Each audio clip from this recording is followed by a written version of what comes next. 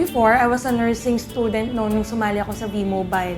I was 18 years old back then, wala akong alam sa pagninegosyo. Akala ko simpleng kitaan lang. Akala ko pwede ka lang kumita ng 5,000 a week or 10,000 a week. Pero habang tumatagal sa V-Mobile, nakita ko yung potential. After 1 year, 6 months, nakuha ko yung first car ko and first million ko.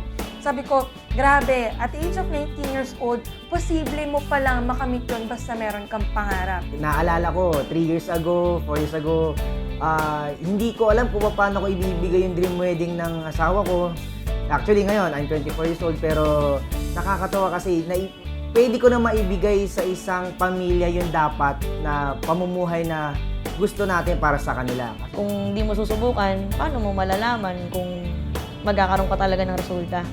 So, dahil sa kagustuhan kong umasenso, sinubukan ko. Binigyan ko ng time yung business, nag-aralan ko, and nagulat na lang ako na habang ini-enjoy kong gawin yung negosyo, bigla na lang tuloy-tuloy yung income. Ako po yung kauna-unahang tao talaga nag-offer ng V-Mobile dito sa atin. Ako din po nakatanggap ng lahat ng klase ng kung tawagin nating turn down. Alam ko nung una talagang parang nanonood lang sila. Alam ko nung una akala nila hindi totoo.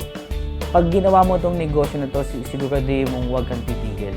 Kasi part na din talaga ng negosyo natin yung mga trials. Dati, nag-aaral nga ako, di ba, home student, same time housewife.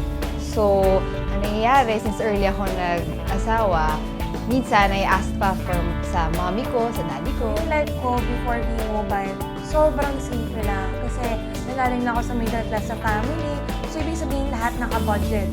Tapos, 3 kami magkakapatid. Sakto lang talaga para sa amin yung sweldo ng family ko or ng parents ko. So, before, dati nga hindi ako makakain sa Jollibee yung mga mahal. Kasi syempre, bilang college student, kailangan naka-budget ka. So, alam niyo ba yung mga 59ers, yung mga 39ers, ganun lang yung kinakain ko noon.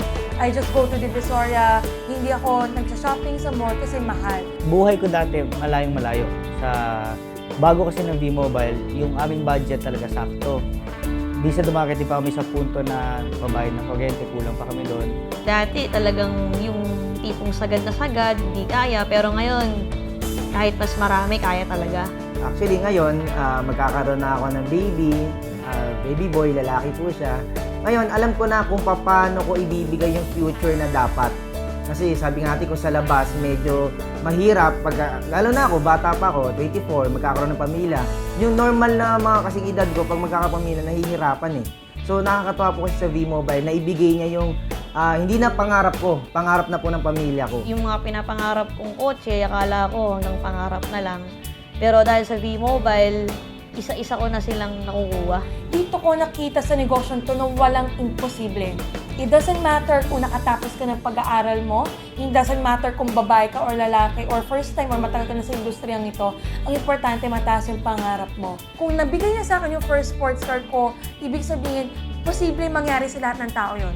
Ibig sabihin, mas malaki pa yung pwedeng ibalik pa sa akin later on ni V-Mobile. Alam kong yayaman kami, alam ko kikita kami ng malaki, pero hindi ganito kalaki. Nagulat nga kami kung ano nangyari.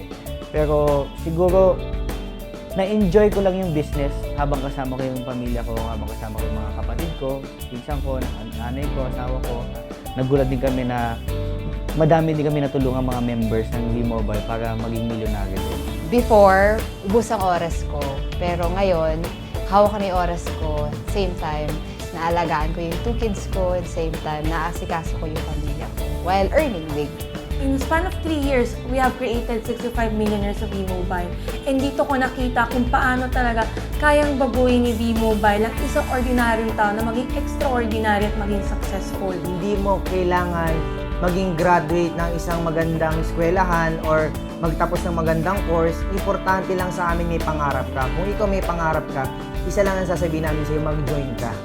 Kasi sa pangarap mo na yan, ang maganda pa niyan, tutulungan ka namin paano kunin yung pangarap mo.